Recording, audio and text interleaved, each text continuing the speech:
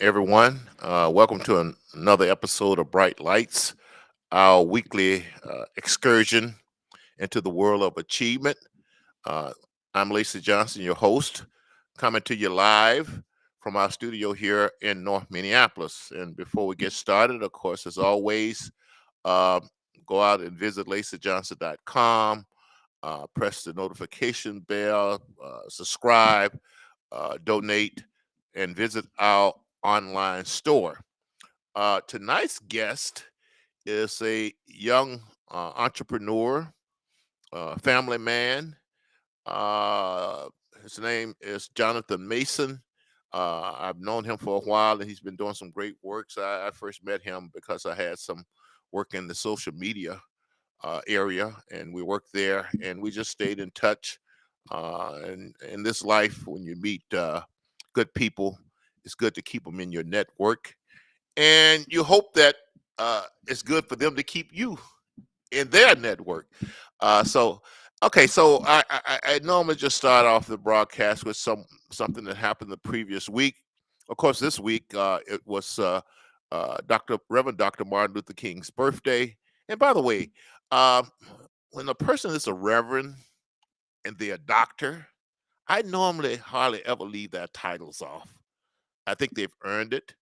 Uh, and I know even my experience in church, sometimes people call our pastors and things by their first name. I've always had an issue with that because I think that's a title that people earn. Well, so looking back over the weekend, the celebration of Martin Luther King Day, I had some reminiscences myself. As a lot of you know, I grew up during the civil rights era. And of course, I had a great admiration for the Reverend Dr. Martin Luther King. But the other part of that, though, is that there was a lot of other people, for every person who personify a movement, there are soldiers out there who's actually going on the battlefield with them and accomplishing things and sacrificing. And where I'm getting to is that I remember in particular a young man, relatively young man from my hometown. I was a member of the Daughters of Zion Baptist Church, and there was a family that came to our church. I think her name was Ethelina, and we call her Ping, and her children. Long story short, uh, their family, her husband, uh, ended up being a victim of the civil rights movement. And for those of you out in the audience who's curious about this, his name is Warless Jackson. That's Warlest Jackson. And there's been some documentary on the History Channel and other places on him and his life. But the long story short, my grandfather worked at a place called Armstrong Tire and Rubber Company. And like a lot of those companies back in those days, there was a lot of institutional and even personal racism going on. And Warless Jackson was the secretary of the local NAACP. And as a result of the civil rights movement, the management at Armstrong Tire and Rubber Company decided to promote some black people to higher positions that was traditionally, historically held for only white people. Long story short, Mr. Warless Jackson, uh, much to the consternation of his wife at the time, applied for and received a job as supervisor. And that rubbed some of the white employees at the company the wrong way. As a matter of fact, history proved that some of them was members of the Ku Klux Klan. And then one night after the promotion, after work, he went out and got in his car, driving home, and they had put a car bomb in his car, and it went off when he turned the signal light on to make a turn. And long story short, it killed him. And a couple of little other incidents about that. His son, Warless Jackson Jr., actually came upon the scene when he heard the explosion and actually saw his dad there. And so there were, for every Martin Luther King, for every general, there are colonels, lieutenant colonels, captains, and things, and foot soldiers out there and I think we should keep them in mind when we're celebrating those who are at the top. The interesting thing is the murder was never solved. It's still an open case, and we suspect that most of the culprit now are no longer living. And then to kind of top that off, his wife and his children were in a car accident some years later, and she ended up being a victim of auto accident in one of his daughters. And so that's why I tell people when you're thinking life is unfair to you, as my dad always indicated to me in so many words in his own way, life is not fair to hardly any of us. We can't go through life looking for fairness. And many of you are probably familiar with my dad's quote that fair is a place where they judge pigs. And my dad never wanted to hear me complaining about whether life was fair or not. We have to continue on. So as we are celebrating uh, major figures in different movements, always keep in mind that and I got some other stories like that. There are other people in the, let's say, army who has made similar sacrifice. So, in recognition of the Reverend Dr. Martin Luther King, all the people who served him, all the courageous people, and I got a lot of stories there. We, I guess, look back and thank him for helping making the progress that we have. And I tell everybody, I owe him and everyone an obligation because I'm standing on their shoulders. And one of my goals in life is when I leave here, I leave some shoulders for the next generation to stand on. So that's my weekend review introduction. Now we're going to bring on our guest, Mr. Jonathan Mason. Welcome to Bright Lights, Jonathan. Hey, Lacy, thank you for having me. All right, it's good to see you again. As I mentioned in my introduction, I think we first became acquainted when I had some social media needs, and he came in and gave a pitch, him and his team, and they were young, enthusiastic, and I really like what they said. And sometimes in business meetings, you are skeptical and you think people are mainly motivated by the business and the money. And it's good every once in a while to set in business meetings where you can tell people are genuinely, and yeah, we want to make money in this business, but it's not just money in business. It's that we care about you and the cause that you're doing. And so I really appreciated that from you and your team. And as I said, to have you in my network. So, Jonathan, let's Absolutely. get started here and let's learn a little bit about you. And as I said uh, in our brief pre-podcast chat here, we like to focus on achievers and what they did, their attitude, perspective, reaction to things that helped them get where they are.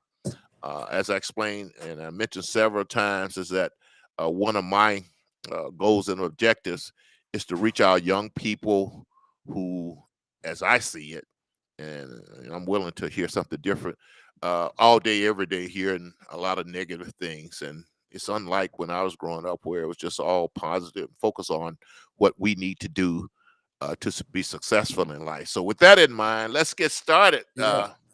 Mr. Mason.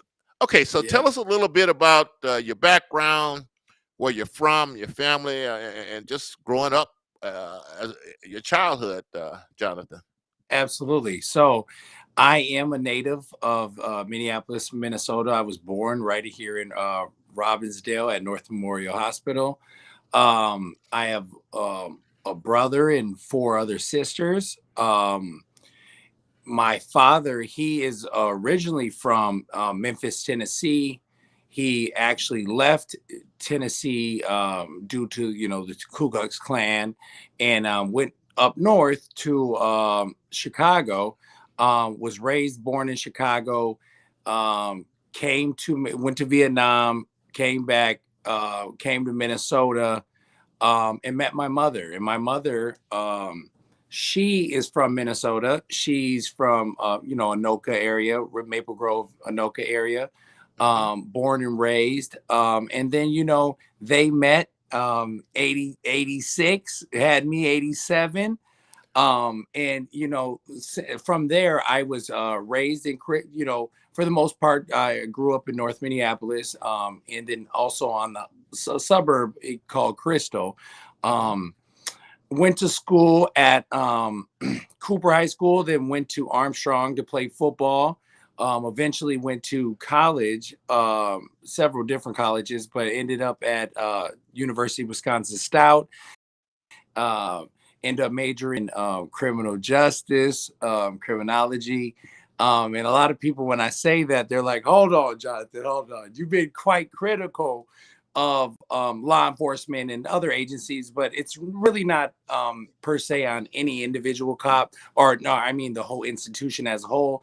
Usually it's an incident one-on-one, but I got my degree, got into the school, Minneapolis Public School District, wanted to make a difference in my community immediately. I am very familiar with the North Side, and growing up, and I wasn't the easiest child or teenager growing up in Minneapolis.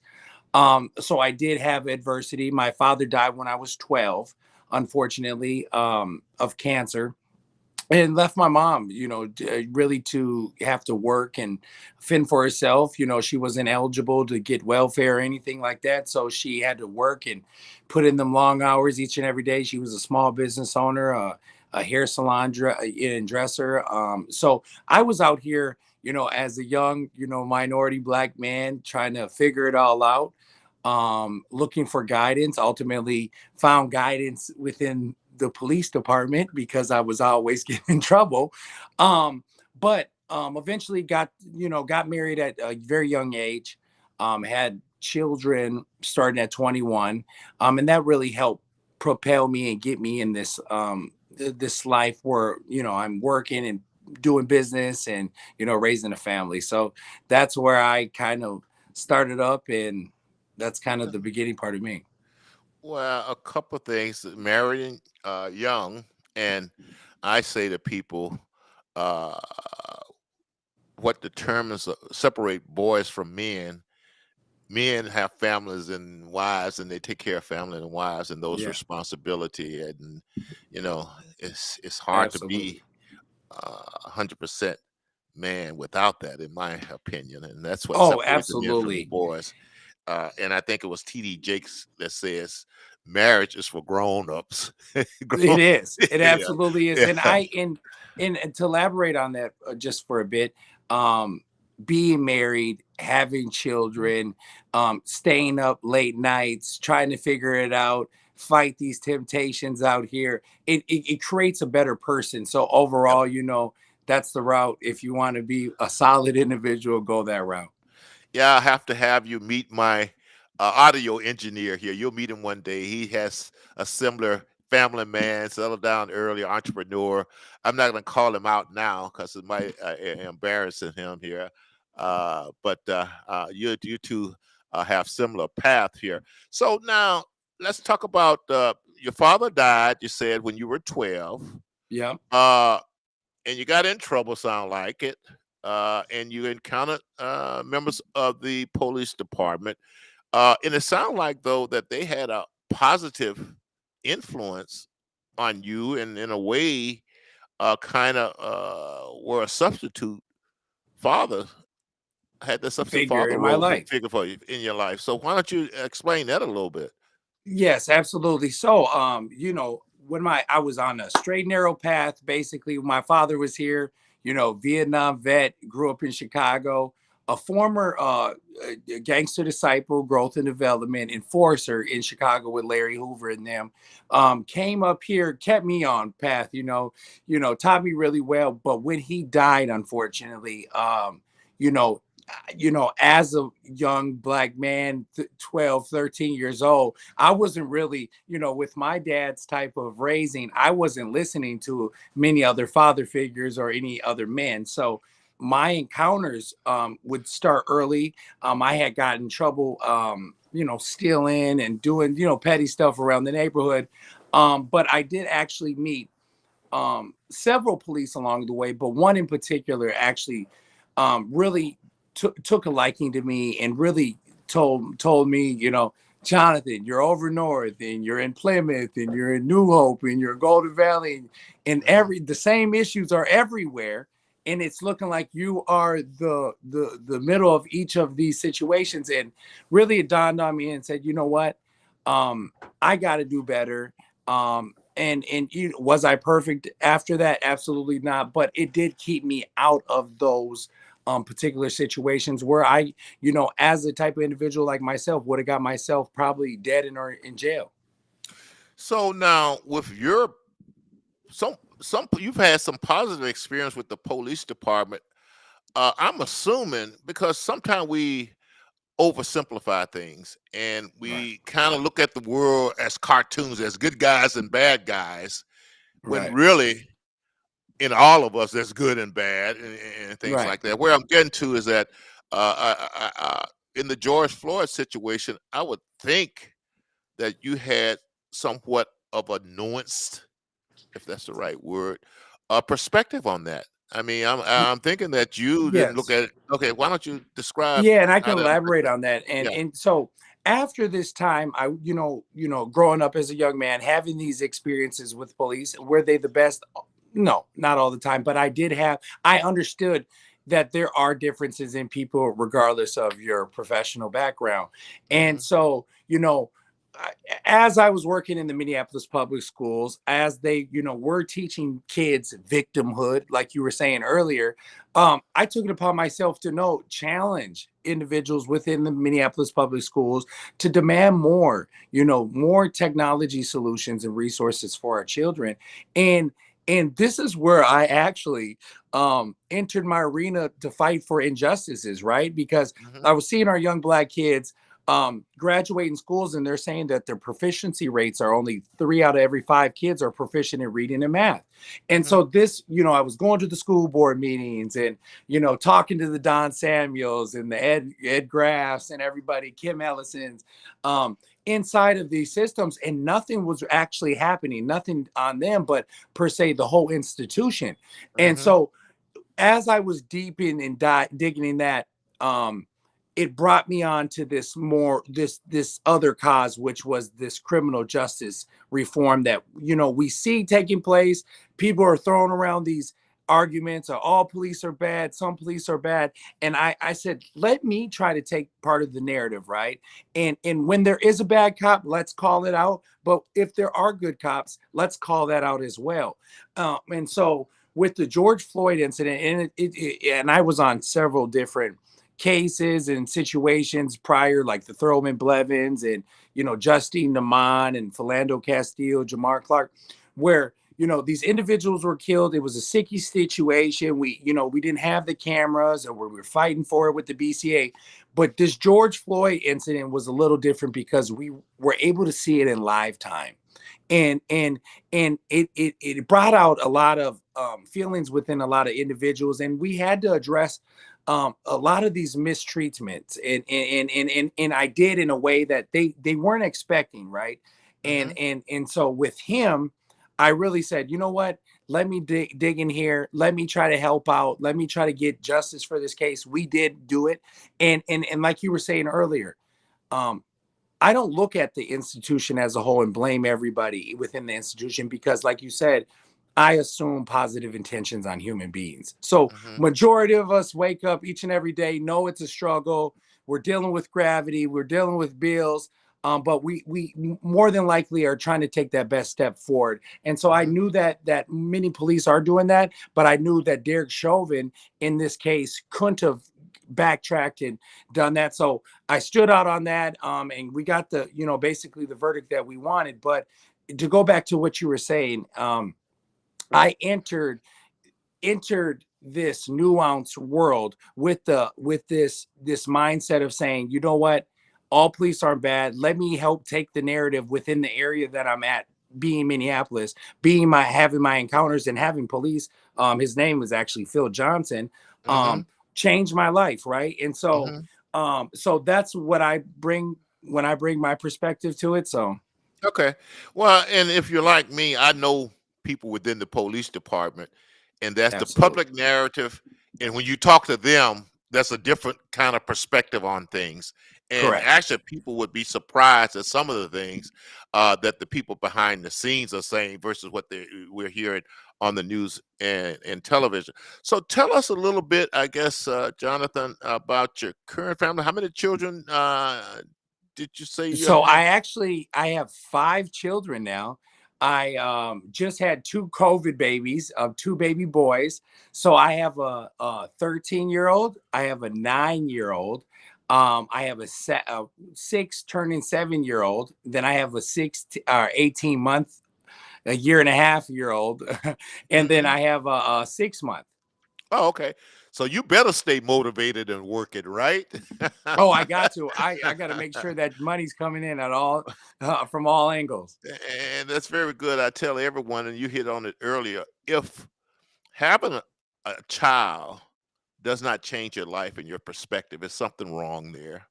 And we'll talk Right. about this. I'm not going to get into it now, but one of my pet peeve is that the way we're not sometimes valuing our children. And I tell everyone, when people start talking about issues with youth and things, that what they're really talking about are issues with us adults because they are Co- reflective of us and what we're doing. So let me Correct. ask you a couple things about your education because I saw where you majored in, and this is where I'm going, criminalistics and Yep. criminal science. And I Yep. had never heard that word criminalistics before, uh, and I didn't have time to look it up. So I'm expecting for someone who majored in criminalistics to Right. explain to me and my audience exactly what that is. Okay, absolutely. So there are several different causes, right, that Hmm. make it criminal, right? There's some people who are in need of something. There is people who have an uncontrollable desire to do something bad. There's individuals who are opportunistic where they say, "Oh man, look, there's a nice bike right there. Let me go grab it." Hmm. But there's several different methods within criminology, and I think many times, depending on your perspective or your Hmm. personal bias, a criminal can look very different to an individual. And so I really thought to myself, and I'm 35 years old. I've dug and done a lot of research and a lot of work around criminology, and you realize that, like you said earlier, humanity as a whole, generally, for the most part, unless you're just a psychopath, have positive intentions. They want to do good, right? And Hmm. sometimes humans, they feel like they're too far behind the 8 ball. and Hmm. and and majority of criminals, who they call career criminals, right, Hmm. they feel like there's no hope. They feel like, even if I got a job, I'm a felon. If it's a particular crime that they are embarrassed of, they don't Hmm. want to take the risk of putting themselves in a position to have to explain it, whether it's like a sexual crime or whatever the case may be. Hmm. And what that does is hinder, I think, us as human beings for progress. And that's where I really want to jump in, because I'm creating prison reform outreach programs where people, who have done their time, right, Hmm. get out from up under that umbrella, and it lets you be a useful taxpayer, right? I Right. always say I want to have them be a useful person for society, but ultimately, when we're paying these taxes, which we will with inflation and everything that's coming, Hmm. how can we create a now productivity around these individuals who do still have worth? and Right. and that's where, I wanted to dive in criminology, and and many times even the institution was forcing me more into this law enforcement realm, and that's not kind of where I was heading. So I Hmm. kind of had to take a step back, because everybody says, well, you have a criminal justice degree and your criminology, then you're fighting out here for justice. What are you doing? Why don't you go work at the police department? But before I do all that, I understand business and stuff like that. And so that's what made me really actually get into criminology and criminal justice. Okay, so I'm summarizing the definition of criminalistics or whatever Yeah. listics Yeah. Criminalistic. as kind of combination of criminology and human psychology and human behavior, and trying to understand and get into the minds of the criminals and things like that.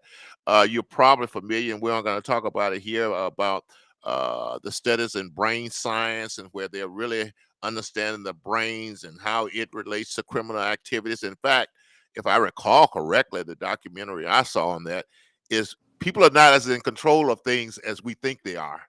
Right. And the way And people bring, yeah, absolutely. And that's hmm human behavior. I think hmm we see this in addiction as well, right? right, Many right, times you get involved with whether it's drinking, heroin, whatever, crack, cocaine.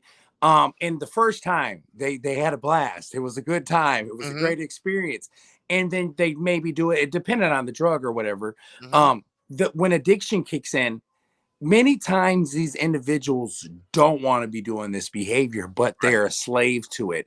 and right. and I think that's where you were heading with that. Yeah, and in fact, you reminded me they're not only looking at it in terms of criminal behavior, but addiction, as you're saying, and they're coming up with some programs based upon that knowledge and understanding. So let's talk a little bit about your career here. And you mentioned some things. Well, before we get to your current job, let's start uh, last in, first out kind of a thing here. You Yeah, were a behavioral specialist for the correct. Minneapolis public schools. What were your responsibilities as a Okay, behavioral specialist? yeah, absolutely. So when I first got into Minneapolis public schools, coming up the ladder, trying to see what I wanted to do, I was they would call it a SEA, more of like a special education assistant, hmm and worked my way through, ended up getting my degree, and became a behavioral specialist. And what I would have to do truly on the each and every day's work with these kids, right? Like a Dante, hmm um, right? And work with kids who were at hmm Harrison Public Education Center, hmm where there were issues like EBD, ASD, um, PTSD, hmm many of these things that would traumatize a kid, or they would call special needs. hmm I was working in those facets, so my duties were, I would de-escalate. I would talk to parents. I would make plans and agendas for kids. I would request, whether they need to go see, a counselor or a psychologist or something like this. So those were a lot of my duties, other than, basically maintaining and tending to silly behavior, hmm which ultimately led to me wanting to say, you know what, I've helped out in my community long enough. I'm not going to school for 12 years. Right, And being in that arena, and I right. hopefully we can touch on this, me being more conservative, being in a liberal arena, kind of frustrated me because they were playing this victimhood Right, right. on our culture, and I hated it. Yeah, and yeah, we'll talk about that in a little bit, because I don't uh, get along well with people who see the world as perpetrators and victims, and that simplistic type of thing. How well, and you kind of implied it in your answers. Did you make a difference in these children? Because sometimes it's pretty tough. All Yes, you can hope to do is kind of help them out a little bit. But were there cases where you looked up down the road, or some student you work with, and you say, you know what, absolutely. I really made a difference. Give Oh, us a little bit. absolutely. Yeah. And the Okay. cool thing about working in Minneapolis, especially on hmm the north side, right, is hmm not only do I see these kids all the time, right? They hmm do grow up to be successful young men and women in our own community. So I've hmm had dozens, maybe 50, 60 kids that I know I made a direct, difference in. And they hmm still, lifelong friends. I'm more of like a big bro to them. But they reach out to me, whether their family knows they're missing, they reach out to me, and me being a community advocate, leader of such, a lot of people still reach out to me via Facebook and say, "Hey, man, Mason, some of my students, how can I help your protest and stuff like that?" So that's amazing, and it's an amazing thing to see these kids, you know, get out of these situations and then become successful. Well, someday I've been involved in the education field and been into a lot of these schools. And in fact, I helped start up a charter school. And one of these days, I'd like to sit down and talk about your experience there a little bit more. And Absolutely. you hinted at something earlier. Uh, were there times when you bumped up against the bureaucracy? And give me the type, and Absolutely. besides, and you mentioned something fundamental about victimhood, and then we can talk about that too, because that's one of the issues. In fact, I tell people I've walked out of seminars at the Minnesota Department of Education because they got into this whole victimhood and lower Absolutely. expectation and lower standards, and I don't buy that at all. And you Mm. have to know I'm one of those people. I'm not ever for lowering any standards for any reason. If anything, I want to raise the standards for our children, Right. and because I know they can do it. So this whole lowering the standards, and that's one of the reasons I walked out. But you had to bump heads at times. Absolutely. Uh, do you care to share with our audience Oh, for sure. yeah, For sure. some of those things? Absolutely. And I can tell you about actually what the incident that kind of put me out, or not put me out, but ultimately them settling with me, because you're just not going to put me out for doing nothing right. No, right. And so what happened was I was at Edison High School actually, Hmm. and there was an incident where a kid made a threat, said they were going to kill a particular group of people. It happened to be black men, and I was there, and there wasn't that many black men there with me willing to speak out. So you know me, I said, "Hold on." I talked to the district. I said, "You know what? I got to go figure this out." Trying to figure out who made this threat. We end up finding out who it was. But after me standing up and saying, "Hold on," you guys are treating black kids a little different. You're treating them a little different. You're not going to treat me different, right? And so Hmm. I spoke out. I talked to Don Samuels. I talked to a lot of different people who were on the school board at that time, Hmm. and really wasn't getting anywhere. So I told myself, you know what, that's it. But I didn't say that to anyone. But I kept going to work each and every day, doing what I had to do, and eventually they actually wanted to do an investigation on me, right? And so it was just a random investigation. Didn't tell me Hmm. what it was about. It didn't make sense, but I knew then. I said, you know what, I got to start recording. So I Hmm. started recording. This is when everybody was, trying to you figure it out, and all these different movements were coming out. So I was recording, and they slipped up a lot of times, right? And the Uh-huh. Uh-huh. district did. And they gave me this lawyer from the district, from the union, and she was in on it with Yeah, them yeah, from the yeah, union. yeah, yeah, yeah, yeah, yeah. I know how that It's goes. almost it's collusion. It's collusion. And Uh-huh. so and that's what I ultimately said. And they held me out for a year and a half, paid me, right? Told Hmm. me stay at home. So, kept my mind wandering, but really I was at a standstill. And that year and a half was probably the best time of my life, because it really showed me that there was more to life other than trying to go this elitist route, because that's what it Right. was. It was more Yeah. the elitist route, going to, I will get a degree and then they'll let me in, and it wasn't the case, right? Right. And Right. that's eventually what made me start my own business. But I end up winning the case. They took me all they said, "Oh, we'll go to arbitration." Literally the day before arbitration, the Minneapolis public schools called me in. We'll cut you a check, and then you just don't really, you can't work here no more. I said, all right, cool, cut the check. But I was already on my way to starting my consulting firm, and that which led me on to doing a lot of the trainings, even for the Minneapolis public school. So I do teach teachers, and this is kind of my side gig. Well, it was kind of major going on, Hmm. cultural competency, right? it, Right. Right. it Right. was Right. all the black folks are in it, right, in the Right. city.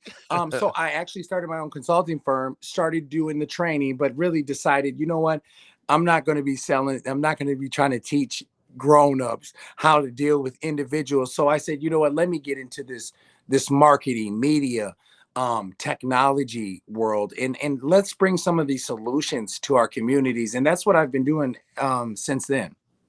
Well, you mentioned a couple of things here that I'll spend a little time on. Just the background of a lot of these students, especially young male students. And I'm of the opinion that one of the reasons the achievement gap won't be resolved by educators because they're not willing to do the right thing. And you mentioned you're dealing with institutions and they have history and things like that, and bureaucracies and things like that. But one of the reasons is just a lack of discipline. And Correct. part of it is that I see young black teenagers. If you don't connect with them, and it's hard for certain people to connect with them, uh, it's easy for you to be afraid of them. Oh, And it's and you know what? And I'm uh glad that you mentioned that because, like I referenced earlier, I did lose my father young, and so I mhm, was one of those wild black kids. Everybody's parents were like, "Oh man, here comes Jonathan." Yeah, I was a smooth criminal to say the uh least, but huh, I was something to be reckoned with, especially in the hood, and I was doing hmm, wild stuff. But when I said that, is you hit it right on the nose. That's why it is imperative that black men over the hmm, age of, I would say, 21. I started when I was starting to help give back at about 21, 22, getting out of college. I think it is imperative that we go out there and go connect with our culture and yep, go help guide our young boys. Not you're not being a big homie, not being a gang leader, or right. you go doing theft rings, but really telling them, nah, let's get into the software development. Let me start an LLC with you, and then you guys go hit the neighborhoods and we can market. But Right. that's not happening. Well, what I respect about our young people is that uh, they know when you care about them, Absolutely. and a lot of us, especially our young black youth, they really appreciate it. You can tell when an older person take time out to show that they care and to guide them. It's amazing the difference when you connect with these young men. So we'll talk about that sometimes. Also, so you're in there. What about the typical? You mentioned some mental issues, and I know that. Well, first of all, let me. While I'm thinking about this, you mentioned special needs, and I know Right. there's a buzzword out there. I made the mistake of mentioning that as a general term Right. without Right. realizing that to some people that's a buzz terms about Oh, how it they're is. mistreating our children. Uh, Tell me a little bit about that whole special needs area because it is something you have to be skeptical of. And I do know parents, the last thing they want is to put their children in any type of special need because they think it's going to follow them the rest of their life. We're misclassifying children. So tell us, the audience, of your experience in that area. Yeah, absolutely. So I worked with a lot of kids with EBD, and if you don't know what EBD is, it's emotional behavior disorder. Mm-hmm. They would say, but like you said, many of our kids, especially within our culture, when the adults aren't able to connect with them, they list it and misdiagnose it as EBD. Mm-hmm. But is there EBD out there? Absolutely, right. And a lot of that stuff comes from how they were raised, the environments that they're in sometimes. But also I worked in the background of ASD and Asperger's with Right. Okay. Uh-huh. children as Uh-huh. well.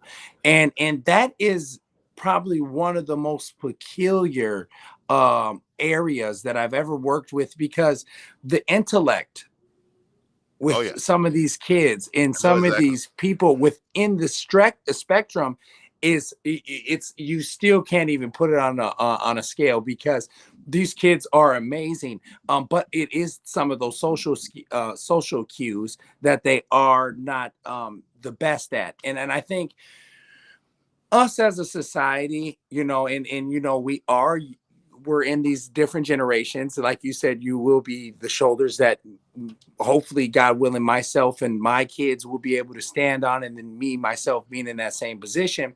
But sometimes within these generational gaps, right? Because I would talk to my grandma from Chicago, who's 87 years old, said, baby, we ain't never heard of no ASD. And none of my kids ain't I Right. get Right. ASD right up out I of them. was gonna go there after you Hey, finish. hey, hey. And so, and that's real, right? And, Right. and I'm Right. not saying that's real, but I'm Right. saying that cultural norm is real for us. So, us being willing to, and hopefully we can dig on this a little bit, but my partner, Royce White always talks about mental health, and that being the arena where a lot of people haven't indulged in yet, and that is going to be the leading most existential crisis in the future if we don't address it. Well, a couple of things you brought up, and to let our audience know about some of the future guests that we have coming up. We're going to get Royce on to talk about his experiences there. I got a author who wrote a best-selling on autism and that whole spectrum. We're going to get him on here also, and we need to talk about that. But going back what you mentioned about your grandmother. And I Right. think D.L. Hughley had a little joke he wrote. Send him Right. home and he won't have ASD when he gets back here tomorrow. Hey, look, and with this, and this is, and for many of the Black families that I've worked one Uh-huh. on one with, right, and they Mhm. want me to speak this truth, and many people and many of your guests will probably chime in on this point, but they do push a lot of these diagnoses on our children, and it doesn't just be, it's not just victimhood, but when they can't interact with a kid. And I had a teacher one time, and I will never forget it, right? She's this girl from Bemidji, just got out of college. She comes to the north side, right? EBD, EBT Harrison, EBD at Harrison is almost like the cliche diagnosis, right? Mhm. And she Mhm. gets there, she gets up in their face. This one, I had this one Black kid. He's about 6'7", right? He's 15 years old. He been shot, all that. She comes in his face and she's trying to demand him to pull his pants up, right? And he's like, "Hold on, hey." And she's all up in his face, "Let me help you." And he's, "Man, back up off me." Well, I came in the room, right? And he said, "Oh, here he come, here he come." He pulled his pants up. And so she said, "How did you do that?" And I said, "Well, I didn't have to. He knows what I want him to do. And we've already had that conversation. It was real." And she said, "Well, he was not interacting with me that way, and he was giving me a bad attitude. And I was thinking, potentially, is this EBD?" Right.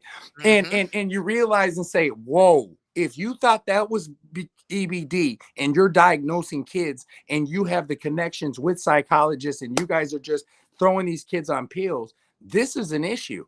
And so that is happening, unfortunately. And that's why parenting and having these strong role models within our communities is vital for these advocacy measures, because if not, many of our kids are on these drugs for no reason.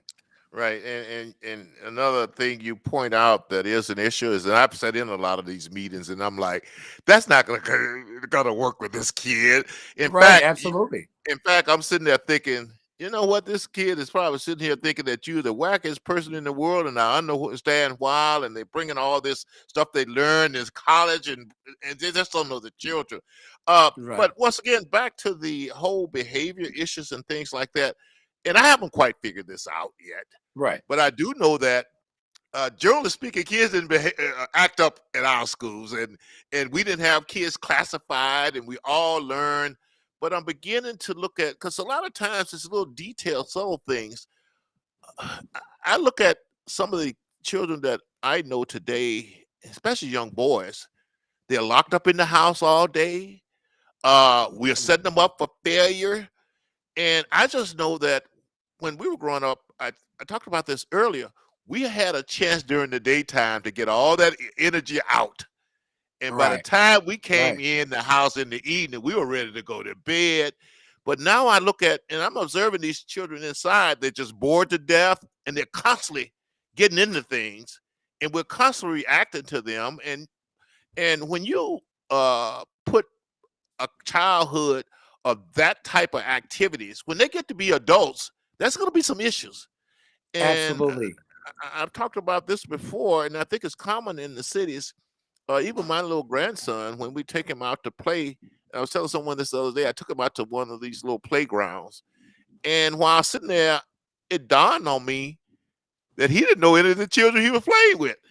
In fact, he really wasn't playing with the children. It was more about the things that they had in there. And I'm Right. like, what a sad way to live. Or even seeing young children, young boys especially, in the house all day, Yeah. and with nowhere to go. And we had a rule growing up. the adults, kids were not even allowed in the house, especially boys during the day. You get up and you go Oh play. no. So Oh so yeah. yeah, there's a lot of little soul things in the way we are raising our children that I suspect, I'm not sure, it's affecting their adulthood, and in a lot of ways probably uh, responsible for some of, to a certain extent, for some of the crime and the violence and stuff, because just the way we're Absolutely. raising our children. So I don't want to beat that too much. Right. So as a behavioral specialist, and we're going to go on to some other things you're doing. Recently, there have been a lot of use of online learning instead of having our children in class and having the Right. socialization. We hear that it's not successful. It's bad for our children. Right. Some people are still doing it though.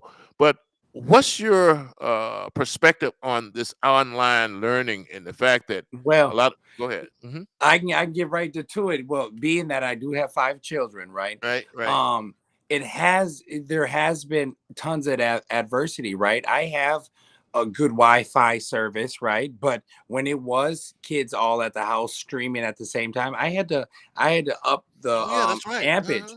Uh-huh. And so really what it's doing to our children on the social level you touched on, but also in the development stages Yeah. of them being able to socialize with other kids, have those interactions, not necessarily with bullies, but with other individuals in their communities, and they have to go through certain things there and engage with other kids. But right now, being that we are in a pandemic out of our control, um, it has exacerbated the the cultural gaps that we have already got. Mhm, And whether mhm. it's black kids, young black boys, primarily in the city, due to the industrial era, and them being the products of that, right? They are in high populated areas where there is violence, there is drugs, poverty, right? Mhm. Somebody was asking me the other day ago, why do you think that violent crime and the carjackings are up? Poverty, right? There aren't solutions or jobs for our kids, and that's what I'm hoping to bring on the positive side.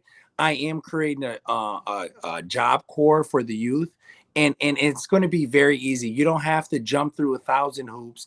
You sign out. Hey, I go to Jackson Middle School. I'm 14. I'm 13, 14 years old. I know how to rake. I know how to shovel. I know how to clean up. I know how to pick up trash. And Mhm. where's the job at?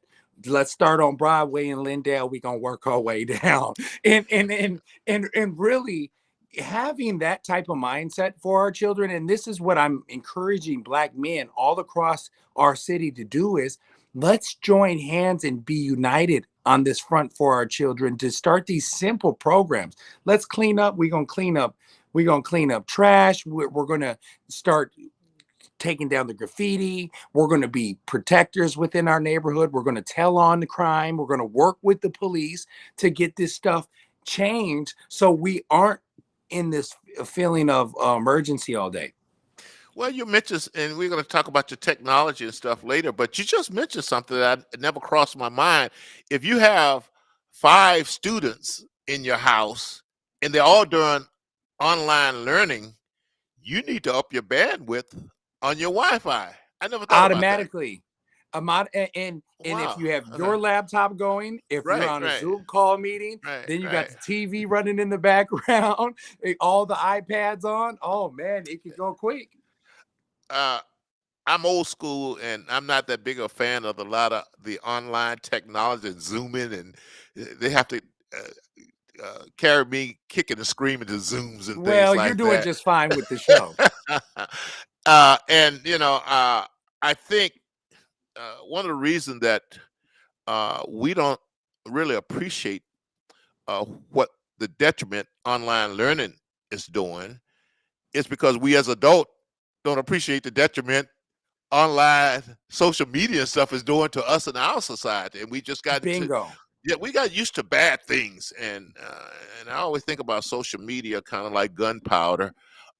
It can be good or bad. You would think that this technology would be used to bring us closer together, but it's being used to bring out the worst in us in a lot of ways. And the reason I make Right. the analogy to gunpowder is because it's my understanding that gunpowder that exists. The Chinese had it for hundreds of years, or maybe thousands of Way years. before Marco Polo went Right, there right, and brought right, it over to Europe. right, right. And they was using it for celebration and stuff. And Fireworks. right, fireworks, and then somebody say, "Hey, we can use it to kill people with."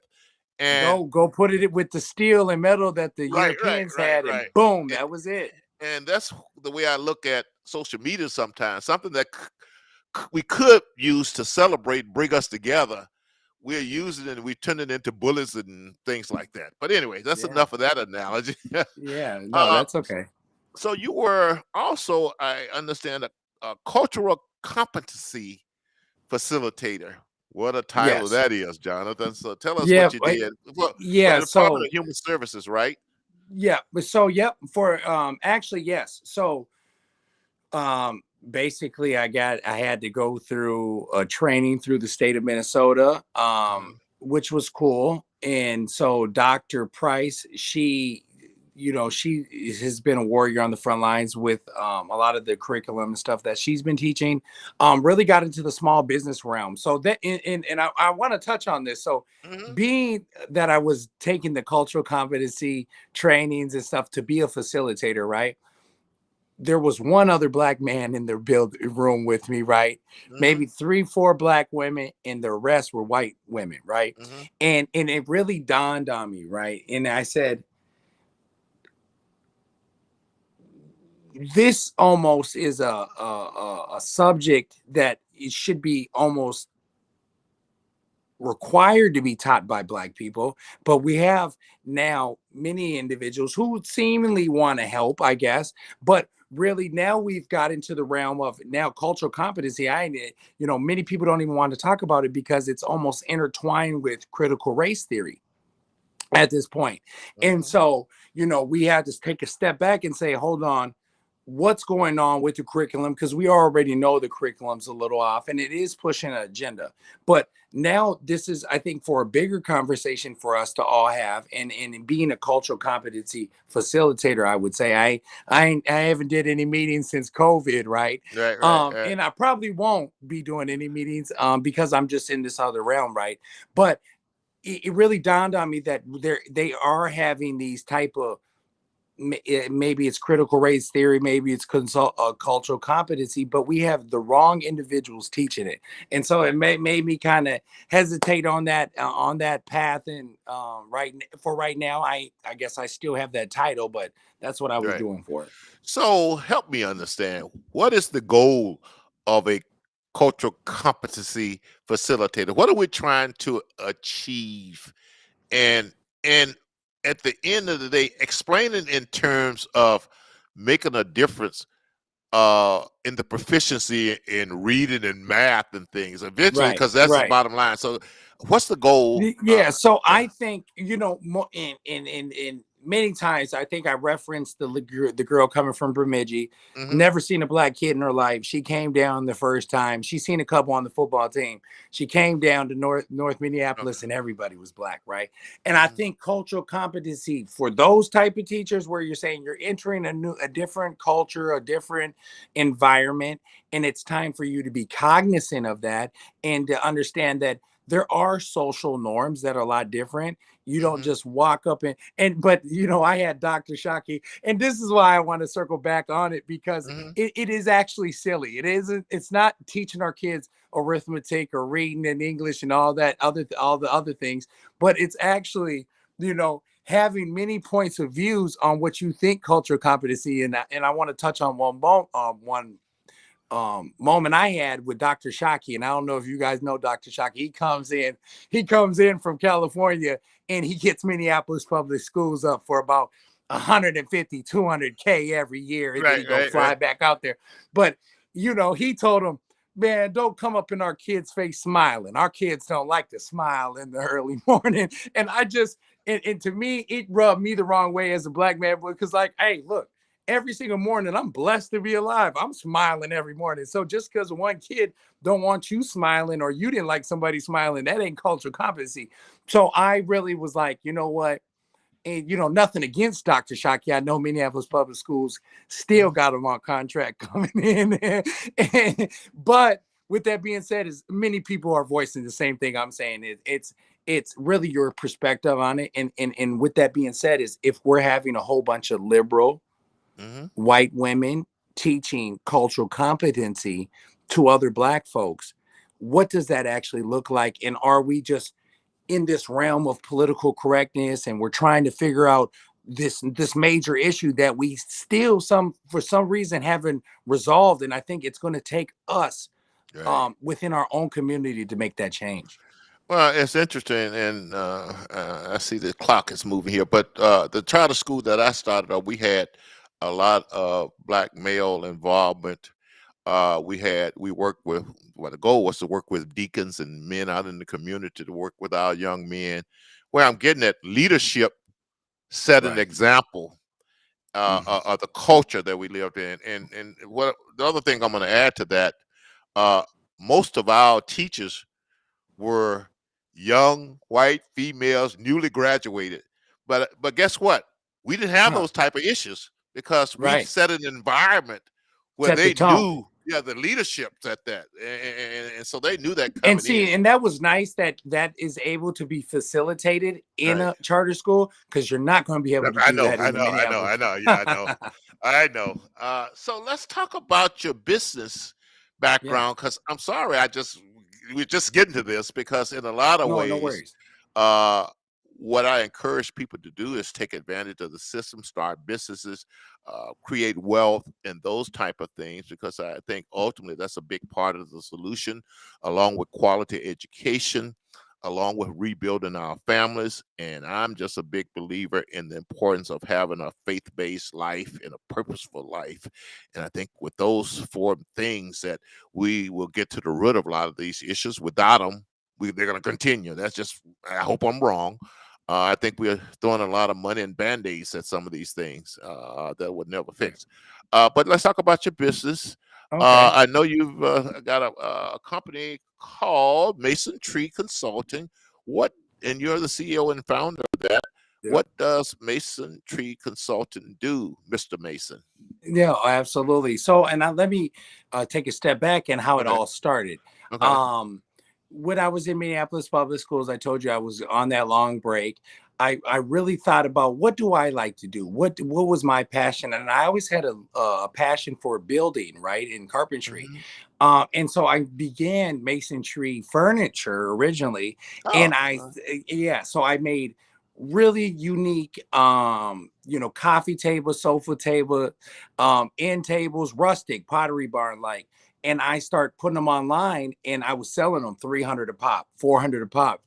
And I had 4 or 5 people coming on a day at 250 a pop. That's 1200, that's $1,250. So when I realized, hold on, I just made 1,250. My back was hurting, right? And uh, I had splinters all over my fingers, but I had twelve hundred well, and if it's- fifty dollars. And I said, uh-huh. you know what? I ain't ever going back to working or waking up. And I had the motivation within myself to wake up every morning and say, let me get out there and make 5 4 or 5 tables, and the clients are coming. So that's what really made me start my business. And then it morphed into building this consulting firm. And that's Mhm. kind of where I found my niche, working with individuals and helping bring out these passions within them and their business as well. And so I started Mason Tree Consulting, and then I've been doing that ever since. Well, it sounds like you took high school shop, maybe. Right. Okay. I did. You know what? I did. I got a scar on my knuckle from shop class. Shout out to Sandburg Middle School. Uh-huh. But I did find a passion in it, and that's why I do encourage young black kids. Find these young passions. We didn't just build the country for no reason, right? Right, We right, can right, build, and so let's use those skills to bring, like you said, generational wealth. right. And I do know we talked about how we met the social media. I know you're into technology and stuff. Explain to Yeah. us what you're doing in the social media technology area Yeah. nowadays. Absolutely. So, like you said, have mentioned, we did meet on this, business and social media realm. Um, but also what I've been focusing on is platforms and solutions. And so I've been working with a company, Keaton Solutions. They're located in Bloomington, Minnesota. The CEO, Lori Klaus, such an amazing woman. I've known her for years, all my life. Um, Worked as the VP over at Epicor with George Klaus. They sold that for just under $1 billion, and she started Keaton Solutions in Minnesota. They are ERP and CRM platform that allows small businesses, large corporations to use project management solutions for their companies. How I was brought in was, I did some work for them on the business development side, and I seen a lot of the solutions for our culture and community within technology. And I said, that's where it is, whether it's NFTs, Web3, and really getting into this realm to showing our kids and saying, no, it's bigger than Facebook, it's bigger than Instagram, but we can create solutions and software solutions for the community to help rise everybody from this Hmm. wicked oppression that we're dealing with. Right. Well, you just reminded me. I've been approached by a technologist and investor, and just a well-rounded young man. We're looking at some ed text type stuff, online learning type stuff, culturally sensitive stuff. I'm going to pull you into that discussion Beautiful. sooner or later, and have you give us some guidance on that. So as we started out talking about just achieving and overcoming obstacles, explain, at least share with our audience some of the kind of obstacles, major obstacles that you encountered, what your attitude was in overcoming them, and things like that. Yep. And you referenced it. I was raised the same way. Life isn't fair, right? And you can have a lot of these situations in our life, whether it's, you know, self-induced or, just of the luck of the draw, where you can say, you know what, I give up. I'm done. And for me, I really ran into multiple situations. Whether it was, I was in college and I wasn't sure on what I wanted to do. I felt like I was getting into a lot of debt, but ultimately found my passion. And many of the obstacles, which at the time I thought were obstacles, but those Right, were right. where I was really gaining my strength, where, taking the decision and saying, you know what, I'm going to get married at a young age, when everybody's saying, hey, man, you're still young. Why try to have kids and why do that? And I, in my head, I was planning for the future. I knew, I thank God I knew that at 35, being that I do have a newborn, basically 6 months, that I couldn't start right now, realistically, because I would be so tired. I wouldn't even be able to play with them. So, though, having children at a young age was one of the things or obstacles believe that I had to get through. But ultimately, that taught me patience, and it Oh taught yeah. me respect, and Oh yeah. having three girls first, because I wanted a boy. I always told myself I never wanted to say a boy or a girl, just a healthy baby. But with three girls, bang, bang, bang, I said, God, come on, let me get a couple boys. Felt like Abraham. Um, and so I had those adversities. My father dying as a young man, and not really having any black men as role models within my life. None. My Hmm. all my other family were in Chicago, and not many role models coming out of there, where they're coming from, or Memphis, Tennessee, right? But I did have my grandfather, and so I did have my grandfather on my mother's side. um But the obstacles as a young man being in Minnesota, and I criminalized? Absolutely. Was I doing a lot of bad stuff that I didn't get caught for? Absolutely. But ultimately I had to get over the feeling of being a black man, feeling like I'm about to die at 21. And Right, people right, saying you right. and being bad and saying, hey, you know what? Jonathan, you're gonna be dead or in jail at 21, regardless. And me getting to 21 years old, which is I still laugh at myself. And even 25 years old, when I was celebrating for real, like I got it to 21. I told all y'all. And it was like I was educated already. And I was like, man, you still have that. But within our culture, sometimes they embed this so hard Oh yeah. systematically where you feel like you're gonna die. So a lot of those, like you said, the victimization obstacles that they put on you as a black man within the society, I had to get over. And once I got over it, I felt like the world was mine. And that's what I would leave many of the black kids with, or in many of the viewers, that you, any obstacle that and I'm a a religious man, but also a faith-based man, and saying that God won't give you more than you can bear. And so, and if he's giving you a lot, that means you're going to be doing some major stuff. And I really take that with me. And when I'm going through hard stuff, that's what gets me through, because I said, hey man, it must be for a reason. Um, and so and those are the type of things when I talk about obstacles that I think about enduring and making it through. So sometime I have a challenge pacing myself on this podcast, and for some reason I thought about the car wash I went through a few weeks ago, where once it's done washing your car, it started blowing to dry it off, and you have to pace your car at just the right Right. pace to get it all dry. And Correct. sometimes it's like that on my podcast. My pacing is just a little off.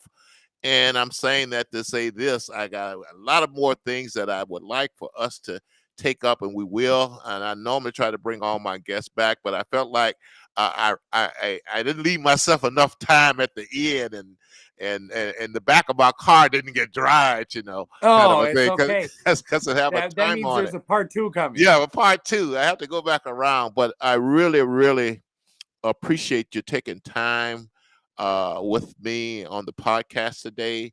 I think you Absolutely. represent everything that we want to convey to our communities. And the fact that, once again, I mentioned business development, I mentioned education, I mentioned family, I mentioned faith, and you touch all those bases, young man. And so proud of you, proud of the fact that you got married at a young age. You still got your family and still married and still raising your family. And you realize the importance of that in your Right. development as a man. Right. And once again, I just stress, and I don't want to get on my soapbox here, but it just hard for me to understand how a man can really be all he is designed to be without a wife and a family that he's in. Right.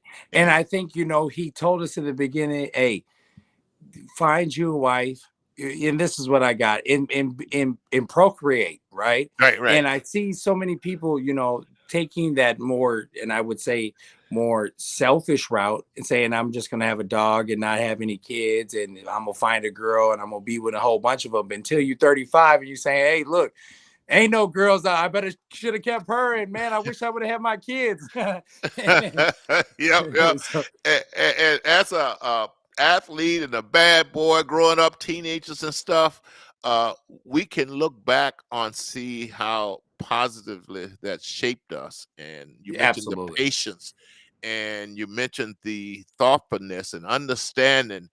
And basically, I guess for me, uh, understanding as a man and the head of your family that you get your satisfaction through others and doing what you want to do and living up to your responsibilities. So, Absolutely. Jonathan, we're gonna end it on that note. No, as a matter of fact, I, as the host, should not end it. I'm gonna let you end it and send our audience off with the final positive message. Yep. I think with everything that we're enduring right now within our society, I think it's time for us to really come together with solutions and work together and try to not find what divides us, but actually pulls us together. And I want to thank you, Lacy, for having me on the show. For anybody who wants to reach out to me, you can reach me on my Facebook or instant message, Jonathan Mason, JonathanMason. If you want to email me, it's Jonathan Mason at masontreeconsulting.com. And then, or if you want to reach out to Lacy on any time you would love to collaborate, Yeah, we're more than willing. But we thank you will so do much, that. Lacy, for having me. Well, it's proud. I'm proud to try to lead some shoulders for your young generation to stand on. And And you're doing that, my man. yeah, You're yeah. doing that. And so that makes me feel good. So have a good evening. Say hi to the family and the wife, and we'll Yes. talk to you soon, You Jonathan. as well. Thank you so much, Lacy. Okay. Thanks, Jonathan. Good night, everyone. From